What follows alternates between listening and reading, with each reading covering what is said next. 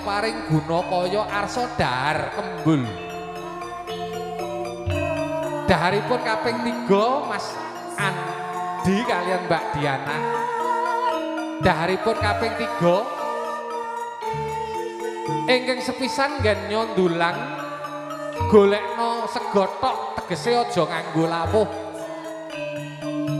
Dene ingkang angka 2 nggen nyondulang golekno lawuh sing pedhes dhewe.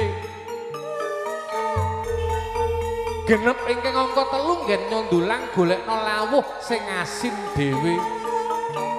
Wong Jawa kuwi pitutur dhateng putra wayah mengku samudana pralampita. Senadyan to mung dedaharan niku mengku pitutur tumrap bebrayan panjenengan. Eling den eling. Wong omah-omah mesti ana maneka warna, ana